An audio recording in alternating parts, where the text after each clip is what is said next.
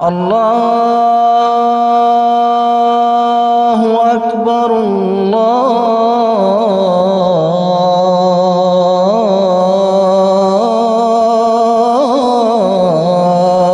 اکبر۔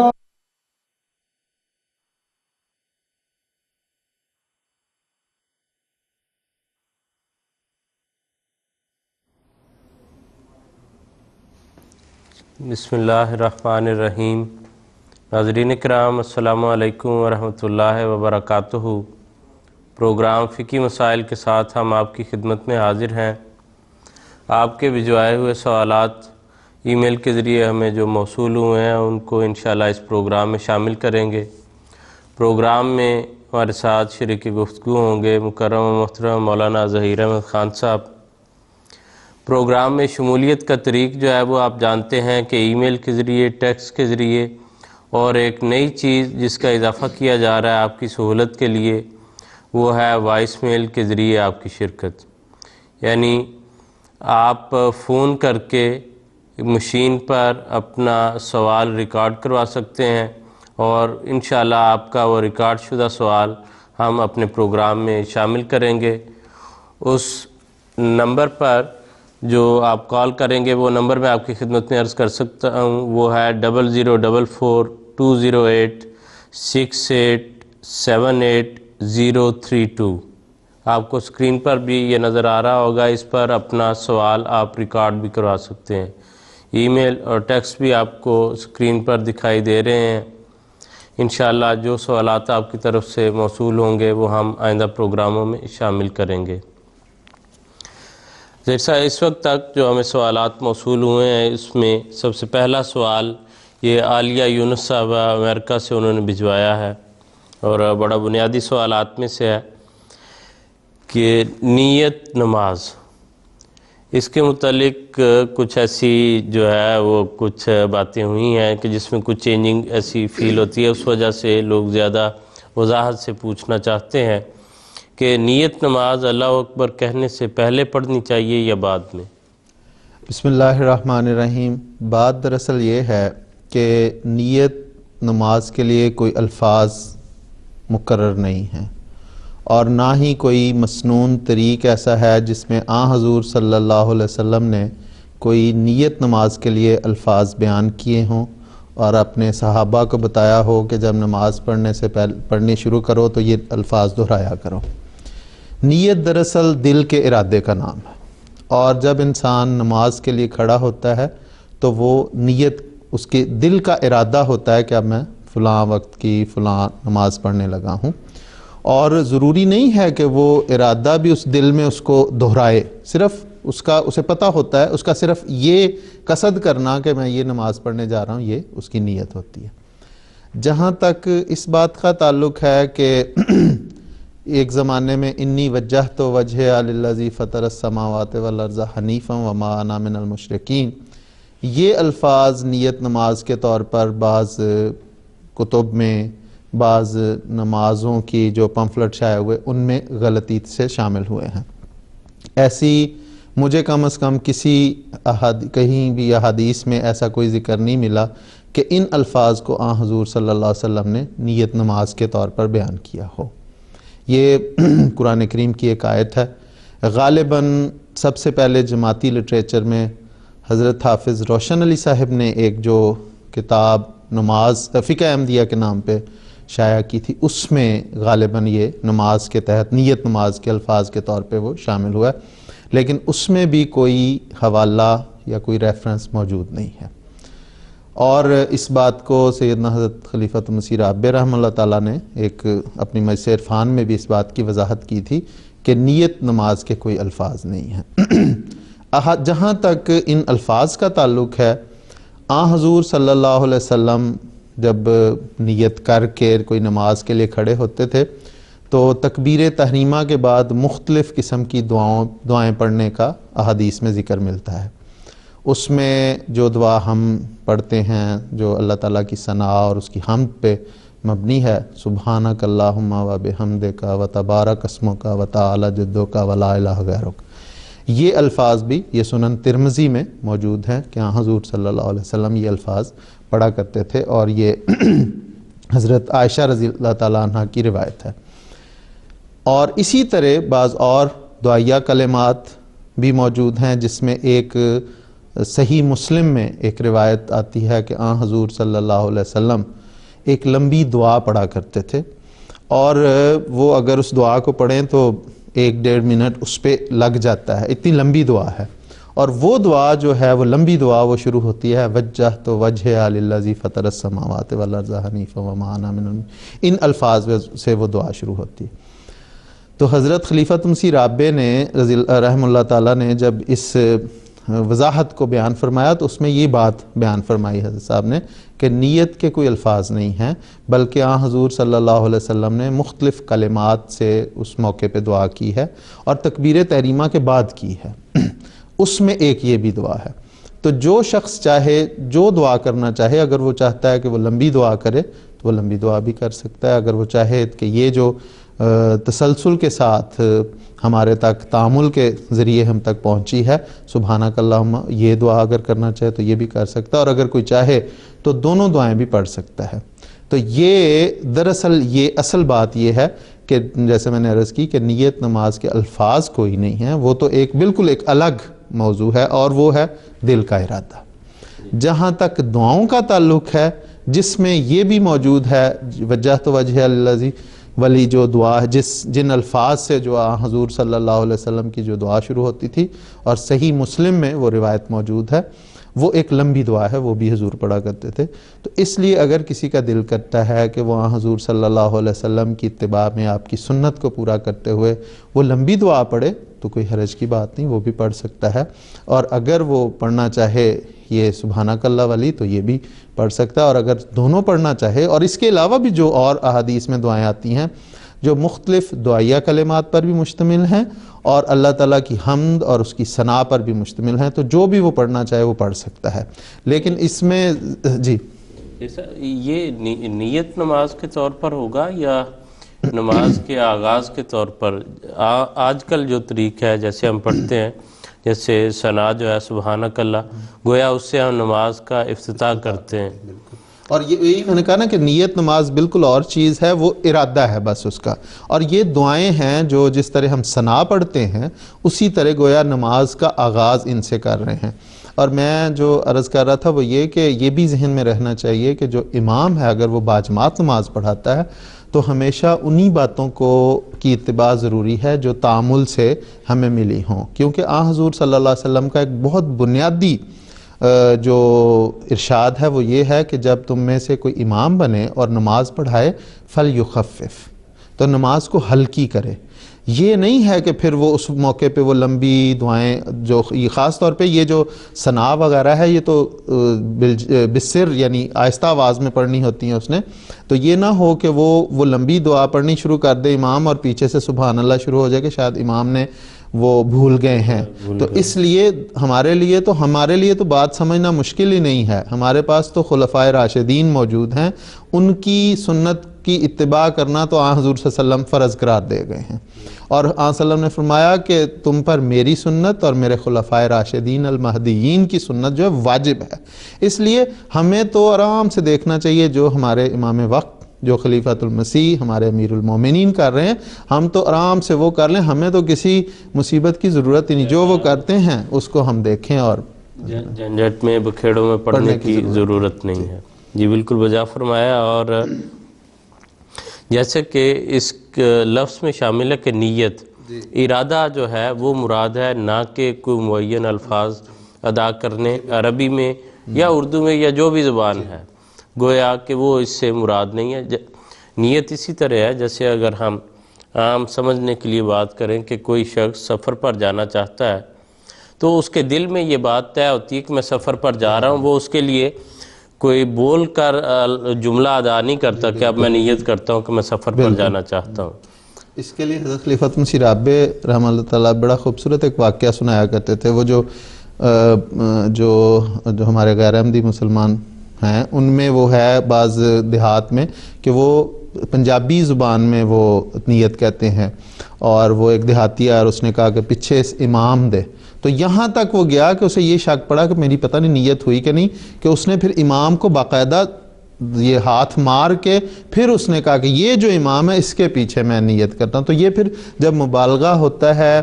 اسلامی تعلیمات میں تو پھر اس حد تک پھر جہالت چلی جاتی ہے، اس لیے اس کو بڑی بنیادی اس بات کو بڑے دھیان سے اور بڑی سمجھ کے اس پہ عمل کرنا چاہیے کہ اسلام میں کوئی نیت کے اس طرح الفاظ حضور صلی اللہ علیہ وسلم نے ہمیں نہیں دیے، بلکہ دل کی نیت، جو دل کا ارادہ جو ہے وہ نیت ہے۔ اور نہ ہی اس بات کو سن کر پریشان ہونا چاہیے کہ کوئی گویا تعلیمات بدل گئی ہیں۔ یہ ایک عام فقہی مسئلہ ہے جو وضاحت سے آپ کی خدمت میں عرض کر دیا گیا، کوئی اس میں تبدیلی نہیں ہوئی کہ گویا پہلے کچھ اور تھا جماعت کا موقف اور اب کچھ اور ہے۔ یہ جو لوگ خلیفۃ المسیح رابع رحمہ اللہ کے سوال و جواب دیکھتے ہیں ان کو بہت عرصہ پہلے سے یہ علم ہے، اور اگر پہلے کوئی نہیں دیکھ سکا تو اب مکرم ظہیر صاحب نے بڑی تفصیل سے وہ ساری بات بیان کر دی ہے۔ خلاصہ یہ ہے کہ نیت آپ کے دل کا ارادہ ہے، جو بھی نماز آپ پڑھنے لگے ہیں اس کا دل میں ارادہ ہو تو وہ کافی ہے۔ نیت کے معین الفاظ جو ہیں وہ احادیث میں اس طرح بیان شدہ نہیں ملتے۔ ظہیر صاحب دوسرا سوال جو ہے وہ فرائض نمازوں کے علاوہ ہم نے اپنے گزشتہ پروگراموں میں بعض نفلی نمازوں کا بھی ذکر کیا ہے تاکہ وہ بھی ناظرین کے علم میں آ جائیں۔ صلاۃ الحاجہ کی ایک اصطلاح استعمال ہوتی ہے، صلاۃ الحاجہ کیا چیز ہے اور اس کی ادائیگی کا کیا طریقہ ہے؟ یہ احادیث میں سنن ترمذی جو صحاح ستہ میں سے 6 کتابوں جو احادیث کی کتابیں ان میں سے ایک، اس میں اس حضور صلی اللہ علیہ وسلم سے اس نماز کے پڑھے جانے کا ذکر ملتا ہے کہ حضور صلی اللہ علیہ وسلم نے فرمایا کہ اگر کسی شخص کو اللہ تعالیٰ کے حضور کوئی دعا کرنی ہو یا کسی انسان سے کوئی ضرورت آن پڑے تو اس کا حضور صلی اللہ علیہ وسلم نے یہ طریق بتایا اور اس کا نام صلاۃ الحاجت، کہ حاجت پڑھنے پر اللہ تعالیٰ کے حضور دعا کی جائے۔ گویا انسان کو بنیادی طور پر یہ سکھایا کہ ہر کام کے لیے انسان بڑی سے بڑی ضرورت کے لیے اور چھوٹی سی چھوٹی ضرورت، خواہ وہ جوتی کا تسمہ ہی ہو، اس کے لیے بھی اسے خدا تعالیٰ کے حضور جھکنا چاہیے۔ اگر اسے کسی انسان سے بھی کوئی کام آن پڑا ہے تو تب بھی اس کا، چونکہ ہر انسان کے دل کی، ہر انسان کے کام کی ڈور اللہ تعالیٰ کے ہاتھ میں ہے، اس لیے اسے اللہ تعالیٰ کے حضور ہی جھکنا چاہیے۔ تو اس کے لیے حضور صلی اللہ علیہ وسلم نے فرمایا کہ وہ اچھی طرح وضو کرے اور پھر وہ 2 رکعت نماز ادا کرے، جس میں حضور صلی اللہ علیہ وسلم نے فرمایا کہ وہ یہ پھر دعا بھی پڑھے، اور اس کو دعائے حاجت کے نام سے جو نماز کی کتب ہیں، دعاؤں کی کتب ہیں، ان میں یہ ذکر ملتا ہے۔ اور جیسے میں نے عرض کی کہ سنن ترمذی میں پوری یہ دعا ہے، اس میں وہ جو دعا کے الفاظ ہیں وہ میں پڑھ دیتا ہوں۔ حضور نے فرمایا کہ اسے چاہیے کہ وہ کہے لا الہ الا اللہ الحلیم الکریم سبحان اللہ رب العرش العظیم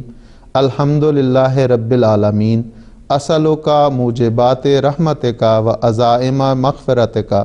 والغنیمت من کل بر والسلامت من کل اسم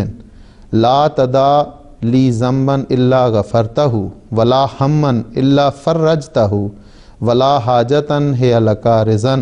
الا قضیتہا یا ارحم الراحمین۔ اور اس کا ترجمہ یہ ہے کہ اللہ کے سوا کوئی معبود نہیں جو حلم والا اور کرم کرنے والا ہے۔ اللہ تعالیٰ ہر نقص سے پاک ہے، وہ عرش عظیم کا رب ہے۔ تمام تعریفیں اس اللہ تعالیٰ کے لیے ہیں جو تمام جہانوں کا پالنے والا ہے۔ اے اللہ، میں تجھ سے تیری رحمت کا سامان چاہتا ہوں، یعنی وہ ذریعہ چاہتا ہوں جن سے تیری رحمت میرے لیے وافر ہو جائے، اور تیری مغفرت کے وسائل چاہتا ہوں۔ ہر نیکی سے وافر حصہ تجھ سے مانگتا ہوں اور ہر گناہ سے بچنے کی درخواست کرتا ہوں۔ میرا کوئی گناہ نہ چھوڑ مگر تو سب کو بخش دے، کوئی غم نہ چھوڑ مگر اس کو دور کر دے، اور میری کوئی ضرورت نہ چھوڑ جو تیری رضا کی خاطر ہو مگر تو اسے پورا کر دے، اے سب رحم کرنے والوں سے زیادہ رحم کرنے والے۔ تو یہ وہ دعا ہے اور یہ وہ طریق ہے۔ تو حضور صلی اللہ علیہ وسلم نے فرمایا کہ جو اس طرح دعا کرتا ہے تو اللہ تعالیٰ اس کی دعا اس کی اس ضرورت کو ضرور پوری کر دیتا ہے. تو اس کو صلاۃ الحاجت کہا جاتا ہے. جی ٹھیک ہے، بالکل جیسے کہ آپ نے ابتدا میں ذکر کیا تھا کہ مقصد اس کا بھی یہ ہے کہ انسان کو کوئی بھی ضرورت آن پڑے تو اس کی توجہ کا جو محور اور مرکز ہونا چاہیے وہ ہمیشہ اللہ تعالیٰ کی ذات ہو، کہ ہر حالت میں اللہ تعالیٰ سے کوئی متعلقہ بات ہے تب بھی، اور بظاہر انسانوں سے تعلق ہے تب بھی، مانگنا جو ہے وہ اللہ تعالیٰ سے ہی ہے، اور اللہ تعالیٰ کی مدد کے ذریعے تمام جو مسائل ہیں وہ حل ہو سکتے ہیں اور ہوتے ہیں. یہ ٹھیک ہے زہیر صاحب، یہ ایک نمازوں سے ذرا ہٹ کے روزے سے متعلقہ ایک سوال ہے. ڈاکٹر ایم زیڈ طاہر صاحب برمنگم سے انہوں نے یہ سوال بھیجا ہے. ہمارے جماعت میں تو الگ فضل سے یہ عام رواج ہے کہ ماہانہ طور پر نفلی روزہ رکھا جاتا ہے، جیسے صاحب نے تحریک فرمائی تھی جوبلی کے حوالے سے بھی. اس کے بعد پھر ہاں جی، تو وہ سلسلہ چلتا رہتا ہے. تو ان کا سوال یہ ہے، وہ کہتے ہیں اگر شوگر کی وجہ سے کوئی ماہانہ نفلی روزہ نہ رکھ سکتا ہو تو اس کو کیا کرنا چاہیے؟ اصل بات یہ ہے کہ نفلی عبادات کے متعلق یہ ہے کہ جتنی انسان کی استطاعت میں ہو وہ کر لی جائیں، اور اگر اس کی استطاعت میں نہیں، اس کی طاقت سے باہر ہیں، تو وہ اس پہ پھر اللہ تعالیٰ کوئی اس پہ گناہ نہیں ہوتا. جس طرح شاید ان کے ذہن میں یہ ہے کہ چونکہ فرض جو روزے ہیں ان کو اگر ترک کیا جائے، جو رمضان کے روزے ہیں، تو ان کے لیے اللہ تعالیٰ نے قرآن کریم میں فدیہ کا ایک حکم بیان کیا، اور حضور صلی اللہ علیہ وسلم نے خود بھی اس پہ عمل کیا، صحابہ کو بھی بتایا. تو ایسی جو باتیں ہیں ان میں فدیہ دیا جاتا ہے، جو فرض عبادات کے ترک کرنے، خاص طور پہ جو روزہ ہے، اگر وہ فرض روزہ اگر چھوٹ جائے تو اس کے لیے یہ بتایا کہ ایک دن کا کھانا جو ہے وہ کسی ضرورت مند کو دیا جائے. تو اگر جو نفلی روزے ہیں اس کے لیے وہ ایک نفلی عبادت ہے، اس کے لیے کوئی ایسا فدیہ نہیں ہے. حضور صلی اللہ علیہ وسلم کا یہ طریق تھا کہ حضور صلی اللہ علیہ وسلم عموماً جو حضور کی سنت سے ثابت ہے، جمعرات اور سوموار کا روزہ باقاعدگی سے رکھتے تھے. اس کے علاوہ ہر مہینے کی چاند کی 13، 14 اور 15 جو ایام تشریق کہلاتے ہیں ان کے حضور روزے رکھا کرتے تھے. یہ بڑی مسنون حضور کی یہ عادت تھی. اس کے علاوہ حضرت عائشہ کی یہ روایت بھی ملتی ہے کہ حضور صلی اللہ علیہ وسلم بعض اوقات صبح سورج نکلنے کے بعد بعض اوقات تشریف لاتے تو پوچھتے کہ عائشہ کچھ کھانے کے لیے ہے؟ تو حضرت عائشہ فرماتی کہ حضور نہیں، کچھ بھی نہیں کھانے کے لیے. تو حضور فرماتے اچھا ہم روزہ رکھ لیتے ہیں. تو یہ بھی اس میں بھی یہ میں وضاحت کر دوں کہ اگر انسان نے نفلی روزہ جو ہے اس کے لیے اب اگر انسان نے رات کے کھانے کے بعد صبح صادق طلوع ہونے کے بعد اگر کچھ اس نے نہ کھایا ہو تو وہ کسی وقت بھی سورج کے ڈھلنے سے پہلے، دوپہر سے پہلے نفلی روزے کی نیت کر سکتا ہے اگر اس نے کچھ نہ کھایا. یہ حضور صلی اللہ علیہ وسلم کی سنت سے ثابت ہے. یہ نفلی روزے کے متعلق نفلی روزے کے متعلق ہے، لیکن فرض روزے کے متعلق ضروری ہے کہ اس کی نیت اس نے رات سے کی ہو کہ اس نے روزہ رکھنا ہے صبح. تو سوائے اس کے کہ چاند کا پتہ نہیں چلا اور صبح پتہ چلا تو پھر ایک اور وہ الگ ہے بات، وہ لمبی ایک بحث ہے. تو لیکن نفلی روزے کی یہ ایک صورت ہے. تو حضور صلی اللہ علیہ وسلم یہ اس طرح کیا کرتے تھے. تو یہ ایسی بات ہے جس میں حضور صلی اللہ علیہ وسلم بعض اوقات روزہ رکھ لیتے تھے، بعض اوقات اگر کھانے کے لیے کچھ مل جاتا تو نہیں، روزے کی نیت نہ ہوتی تو پھر کھا لیتے وہ. تو اس لیے یہ بھی دراصل ہماری جماعت کو یہ بھی ذہن میں رکھنا چاہیے کہ یہ جو خلفاء کی طرف سے ایک تحریک کی جاتی ہے یہ ہیں نفلی روزے ہی، یہ فرض کا درجہ انہیں بہرحال نہیں ملتا. فرض وہ ہے جو قرآن کریم نے یا خدا کے نبی نے جو چیزیں بیان کی ہیں. تو اس میں جو حضور کی طرف سے پہلے حضرت خلیفۃ مسیح ثالث رحمہ اللہ تعالیٰ نے جوبلی کے موقع پہ یہ جو جوبلی کی دعائیں اور جوبلی کے لیے ہر مہینے کے آخر پہ ایک روزہ رکھنے کی تحریک فرمائی. اسی طرح موجودہ حضرت صاحب نے جب خلافت جوبلی کے موقع پہ بھی یہی تحریک فرمائی، اور بعد میں بعض لوگوں نے یہ سوال کیا کہ اب تو وہ گزر گیا. تو حضور نے فرمایا یہ ایک نیکی ہے، اگر کوئی کرنا چاہے تو کوئی حرج کی بات نہیں اور کی جاتی ہے. تو اس میں اگر کوئی بیمار ہے جس کو فرض روزوں سے بھی اجازت ہے کہ وہ فرض روزے نہ رکھے، اگر وہ بیمار ہے تو اگر اس کی طبیعت پہ اگر شوگر کی صورت میں اس کی طبیعت پہ کوئی اس کا برا اثر پڑتا ہے تو اس کے لیے روزہ نہیں رکھنا چاہیے. لیکن شوگر کوئی ایسی بیماری نہیں ہے کہ اگر اس کی طبیعت پہ برا اثر نہیں پڑتا تو وہ اسے روزہ رکھنا چاہیے. حضرت مسیح موعود علیہ السلام ایک لمبے عرصے سے شوگر کے مریض رہے، لیکن حضرت اماں جان رضی اللہ تعالیٰ عنہ کی روایت ہے کہ حضرت مسیح علیہ السلام ہر رمضان میں روزے رکھتے تھے، اور سوائے اس کے کہ کوئی شدید اس کا حملہ ہو جاتا، پھر طبیعت ایسی مزمحل ہو جاتی کہ روزے رکھنے مشکل ہو جاتے، تو پھر حضور روزے چھوڑ کے فدیہ دیتے جو دوسرا حکم تھا. تو حضور نے حضرت اماں جان کی روایت کے مطابق سوائے آخری 1-2 سال کے جس میں کافی کمزوری ہو گئی تھی، حضور ہمیشہ روزے رکھتے رہے. تو یہ جیسے میں نے عرض کی کہ شوگر کی بیماری میں اگر انہیں ایسی تکلیف ہے تو پھر انہیں روزہ نہیں رکھنا چاہیے، لیکن اس کا فیصلہ ان کے ڈاکٹر کر سکتے ہیں کہ ڈاکٹر سے پوچھا جائے کہ آیا ان کے لیے روزہ رکھنا نقصان دہ ہے اس بیماری میں، اگر ہے تو انہیں روزہ نہیں رکھنا چاہیے. تو باقی اس کے لیے وہ اگر طوعی طور پر، نفلی طور پر، اپنے طور پر خوشی سے صدقہ و خیرات کرنا چاہتے ہیں تو اس کی تو الگ ہر نیکی کا ایک ثواب ہے. وہ ان کی اپنی نیت ہے، ان کے اپنے دل کا تقویٰ ہے. لیکن شرعی لحاظ سے حکم یہی ہے کہ جو نفلی عبادت ہے وہ کوئی بھی ہو، اس میں اسلام نے اس کے عوض میں کوئی چیز فرض نہیں کی. وہ صرف فرائض کے متعلق ہے کہ اگر فرائض کی ادائیگی نہیں ہو سکی تو تاکہ انسان کے ذہن میں اس کی اہمیت قائم رہے اور اس کی لیے کوشش کرنا جو ہے وہ اس کے ذہن میں باقی رہے کہ میں ایک چیز سے جو فرض تھی مجھ پر اس سے محروم ہو گیا ہوں، تو اس لیے اس کے بدلے میں جو کہ روزوں کے تعلق میں فدیہ ہے وہ ضرور ادا کرنا چاہیے. لیکن جو نفلی عبادات ہیں ان کے عوض میں اسلام نے کوئی چیز ایسی فرض نہیں کی. جیسا اگلا سوال ہمارا جو ہے پچھلے کچھ پروگراموں میں ہم نے ذکر کیا تھا کہ ہم انشاءاللہ اب زکوٰۃ کا ٹاپک جو ہے اس کو بھی شروع کریں گے، اور اب میں چاہتا ہوں کہ اس کا ہم آغاز کریں کہ جیسے اسلام کے بنیادی اراکین میں سے نماز ہے، اسی طرح جب اگلے سٹیپس میں ہم جاتے ہیں تو زکوٰۃ کا بھی ایک بہت اہم جو ہے وہ رکن ہے. تو میں یہ آپ سے گزارش کروں گا کہ آپ بنیادی طور پر زکوٰۃ کی ایک دفعہ وضاحت جو ہے وہ ہمارے ناظرین کے لیے فرما دیں کہ زکوٰۃ کیا ہے. اصل بات یہ ہے کہ جیسے آپ نے فرمایا کہ بنیادی ارکان جو ہیں اسلام کے اس میں سے زکوٰۃ ہے، اور زکوٰۃ ایک مالی عبادت ہے. اس کا یہ ایسی عبادت ہے جس کا تعلق انسان کے مال سے ہے، انسان مال خرچ کرتا ہے. چنانچہ اگر ہم قرآن کریم کی ابتدائی آیات کو ہی دیکھتے ہیں تو پہلی سورت بقرہ کی ابتدائی آیات میں ہی اللہ تعالیٰ جو متقیوں کی نشانی بیان فرمایا وَمِمَّا رَزَقْنَاهُمْ يُنْفِقُونَ،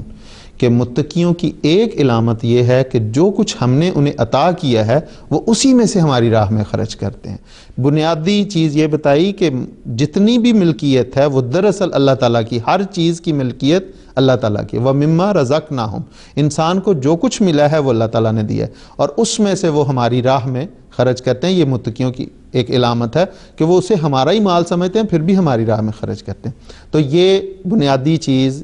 خدا کی راہ میں خرچ کرنا زکوٰۃ ہے. اور حضور صلی اللہ علیہ وسلم کو اللہ تعالیٰ نے قرآن کریم میں یہ حکم فرمایا خُذْ مِنْ أَمْوَالِهِمْ صَدَقَةً تُطَهِّرُهُمْ وَتُزَكِّيهِمْ بِهَا. سورۃ توبہ میں آیا ہے کہ ان سے، ان کے مالوں میں سے زکوٰۃ لے. زکوٰۃ کا لفظی مطلب ہوتا ہے پاک کرنا، ٹھیک ہے. اور جب زکوٰۃ کسی کے مال میں سے اللہ کا حصہ نکل جائے تو گویا وہ مال جو ہے وہ پاک ہو گیا. تو حضور صلی اللہ علیہ وسلم کو فرمایا کہ ان کے اموال میں سے زکوٰۃ وصول کر، اور اس کے نتیجہ یہ نکلے گا کہ تو ان کے مالوں کو پاک کر رہا ہوگا، ان کا تزکیہ کر رہا ہوگا، ان کی تطہیر کر رہا ہوگا. یعنی وہ زکوٰۃ نکلنے کے نتیجے میں ان کے مالوں کی پاکیزگی ان کے مالوں کو تب ہی حاصل ہو سکتی ہے جب اس کا خدا کا حصہ اس میں سے نکل جائے. تو زکوٰۃ کا بنیادی لفظ جو ہے جی اس کا بھی معنی یہی ہے کہ پاک کیا جائے، پاک کرنے والا. تو یہ دوسری جگہ جو اس کا مقصد بیان فرمایا حضور صلی اللہ علیہ وسلم میں، وہ فرمایا کہ زکوٰۃ جو ہے تُؤْخَذُ مِنْ أَغْنِيَائِهِمْ وَتُرَدُّ إِلَىٰ فُقَرَائِهِمْ، کہ ان کے امیروں سے یہ وصول کی جائے گی اور ان کے غریبوں میں یہ لوٹائی جائے گی۔ گویا معاشرے کو کسی حد تک بیلنس کرنے کے لیے اور امراء کو یہ احساس دلانے کے لیے کہ اللہ تعالیٰ نے جو تمہیں مال کی فراوانی عطا کی ہے اور دنیا کو چلانے کے لیے، زندگی کو گزارنے کے لیے مال کی بنیادی ضروریات میں سے مال ہے، جہاں پر تم یہ دیکھو کہ اس مال کی تمہیں ضرورت ہے، وہاں پہ تم یہ بھی ذہن میں رکھو کہ تمہارے مالوں میں فی اموالہم، قرآن کریم نے فرمایا فی اموالہم حق للسائل والمحروم، کہ جو امراء ہیں ان کے مالوں میں ضرورت مند اور سوال کرنے والے کا بھی ایک حق ہے، اور وہ یہی حق ہے۔ اس لیے ان کو کہا کہ تم اس میں سے اپنا مال نکالو، اس کا حصہ نکالو، خدا کا حصہ نکالو گے تو اس کے نتیجے میں یہ مال جو ہے وہ پاک ہو جائے گا۔ اور دوسرا اس میں یہ بنیادی مقصد بتایا کہ جو غرباء ہیں ان کے دل میں بھی ایک حسد کی آگ نہیں پیدا ہوگی، انہیں پتہ ہوگا کہ یہ وہ بلکہ اور ان کے لیے دعائیں کریں گے کہ اللہ تعالیٰ ان کے اموال میں اور بڑھوتری کر، کیونکہ یہ ہمارا حق، ہمارا خیال رکھ رہے ہیں، ہمارا حق ادا کر رہے ہیں، ہماری ضروریات کو پورا کر رہے ہیں۔ تو یہ بنیادی مقصد ہے زکوٰۃ کا، اور یہ بنیادی وہ غرض ہے جو اللہ تعالیٰ نے عبادت کے رنگ میں مسلمانوں کو عطا کی ہے۔ اور انسان مال تو خرچ کرتا ہی ہے، لیکن اللہ کی راہ میں مال خرچ کرنے کو اسلام نے عبادت قرار دی ہے۔ بالکل ٹھیک ہے کہ زکوٰۃ جو ہے اس کا مقصد کہ انسان کو اللہ تعالیٰ نے جو مالی فراخی دی ہے اس میں بھی انسان کی توجہ ہمیشہ اس طرف رہے کہ یہ مال اللہ کا دیا ہوا ہے، اور جو اللہ تعالیٰ نے مجھے دیا ہے اس میں سے جو اس نے حقوق مقرر کیے ہیں دوسرے انسانوں کے، میں ان کا بھی ضرور خیال رکھوں۔ اور جیسے کہ میں نے پہلے بھی عرض کیا تھا کہ اس کا لفظی مطلب جو ہے وہ پاک کرنا ہے، تو یہ گویا کہ انسان کے اموال کو پاک کرنے والی ایک چیز ہے کہ وہ جب اللہ کی راہ میں خرچ کرے گا تو اس کے نتیجے میں اس کو ایک دلی پاکیزگی حاصل ہوگی۔ پھر زکوٰۃ کا یہ جو لفظ ہے، اس سے ظاہر سا یقیناً آپ یہ بھی بیان جو ہے وہ کرنا چاہیں گے کہ یہ ایک شرعی اصطلاح بھی بن گئی ہے، تو جس میں ہم اگلے سٹیپ پر جا کے اس کے متعلق بھی بات کریں گے کہ وہ شرعی رنگ میں یہ اصطلاح کس طرح ہے، وہ مال کی کیا حد ہے کہ جس کے مطابق انسان پر زکوٰۃ ادا کرنا واجب ہو جاتی ہے۔ تو زکوٰۃ کے ٹاپک پر جب ہم بات کرتے ہیں تو اس کے ساتھ ہی دوسری جو ٹرم استعمال ہوتی ہے وہ نصاب کی ہے کہ نصاب کیا چیز ہے۔ تو میں محترم ظہیر صاحب سے گزارش کرتا ہوں کہ نصاب کی وضاحت اگر آپ فرما دیں۔ اس میں جو آپ نے جیسے کہا کہ یہ دوسری ایک اصطلاح ہے، تو اس میں یہ بہت اہم چیز یہ ہے کہ جو زکوٰۃ ہے اس کو فقہا نے دو حصوں میں تقسیم کیا ہے۔ ایک اموال ایسے ہیں جن کو انہوں نے اموال باطنہ کا نام دیا ہے، اور ایک اموال ظاہرہ۔ اب اس کو میں تھوڑا سا کھولتا ہوں۔ اموال باطنہ وہ اموال ہیں جو انسان کو خود پتہ ہے کہ میرے پاس کون کون سے مال ہیں۔ مثال کے طور پہ نقدی، سونا، چاندی، اس قسم کی چیزیں جو اس زمانے میں تو خاص طور پہ بینک وغیرہ نہیں ہوتے تھے کہ جہاں پہ رکھا جائے اور آپ کا ریکارڈ گورنمنٹ کو پوری طرح پتہ ہو کہ اچھا اس کے پاس اتنے پیسے ہیں، اتنا سونا ہے۔ تو اس زمانے میں لوگ اپنے گھروں میں ہی مختلف جگہوں پہ ان کو محفوظ رکھتے تھے، تو ان کا نام فقہا نے ایسے اموال جو حکومت کو نہیں پتہ، جو صرف انسان کو خود پتہ ہے، ان کو اموال باطنہ قرار دیا ہے۔ تو جیسا میں نے کہا اس میں نقدی، سونا، چاندی، تو اس میں بھی اسلام نے یہ کہا کہ اس کا بھی نصاب اور شرع، نصاب اس حد کو کہتے ہیں جس پر جا کے کوئی شخص زکوٰۃ جس پر فرض ہو جاتی ہے، یعنی مال کی کوئی بھی مال ہے، ہاں جی، اس کی وہ حد جس پر وہ مقدار اگر اتنی مقدار کسی کے پاس ہو تو ہم کہیں گے کہ اب اس کے پاس اتنی مقدار ہو گئی ہے کہ اب اس کو زکوٰۃ ادا کرنی چاہیے، اس کو نصاب کہا جاتا ہے۔ اور جو اس میں سے زکوٰۃ ادا کی جاتی ہے، جتنا حصہ ادا کیا جاتا ہے، اس کو شرع کہا جاتا ہے۔ مثال اس کی یہ ہے کہ مثال کے طور پہ جیسے میں نے عرض کی کہ اموال باطنہ جو ہیں، سونا، چاندی، نقد، اس کے لیے تھوڑا سا فقہا میں اس میں اختلاف ہے، اور اس میں جو اللہ تعالیٰ کے فضل سے جماعت میں بھی یہ معاملہ جو ہے زیر بحث ہے مجلس افتتاح میں کہ اس پہ تھوڑے سے اجتہاد کی ضرورت ہے۔ اس زمانے میں فقہاء نے، اس زمانے میں چونکہ چاندی معیار تھا، عام جو ویلیویبل چیز تھی اس زمانے میں، یا عام طور پہ جس کے ذریعے سے لوگ ایک دوسرے کو لین دین کرتے تھے، وہ چاندی تھی۔ تو چاندی حضور صلی اللہ علیہ وسلم کے زمانے میں چاندی چونکہ زیادہ تھی، تو اس کے 200 درہم جو ہے اس کو حضور صلی اللہ علیہ وسلم نے نصاب مقرر کیا، اور 200 درہم قریباً 52.5 تولے چاندی، اس کا میں گرام نہیں نکال سکا، لیکن وہ کسی وقت کسی پروگرام میں ابھی میرے بیٹھے ذہن میں آیا کہ ہمیں گرام میں بھی بتانا چاہیے کہ وہ کتنے گرام بنتے ہیں۔ تو 52.5 تولے چاندی جس کے پاس ہو، یا 52.5 تولے چاندی کے برابر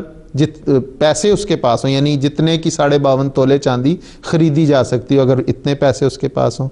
یا اس کے پاس اتنا سونا ہو جس کی ویلیو 52.5 تولے چاندی کے برابر ہو، تو اس کو اموال باطنہ میں ہم کہیں گے کہ یہ صاحب نصاب ہے، اس پر زکوٰۃ واجب ہے، تو وہ اس میں سے زکوٰۃ نہیں۔ جی ٹھیک ہے زیر صاحب، یہ ایسے موضوعات ہیں کہ ان تشریح طلب ہیں اور لمبی وضاحت طلب بھی ہیں، اور انشاءاللہ یہ ہم نے آغاز کر دیا ہے، اور آئندہ پروگراموں میں یہ سلسلہ جو ہے وہ جاری رہے گا، اور انشاءاللہ نیکسٹ پروگرام میں ہم یہیں سے اپنی بات جو ہے وہ شروع کریں گے۔ ناظرین کرام اجازت دیجیے، اگلے ہفتے انشاءاللہ پھر ملاقات ہوگی۔ السلام علیکم ورحمۃ اللہ وبرکاتہ۔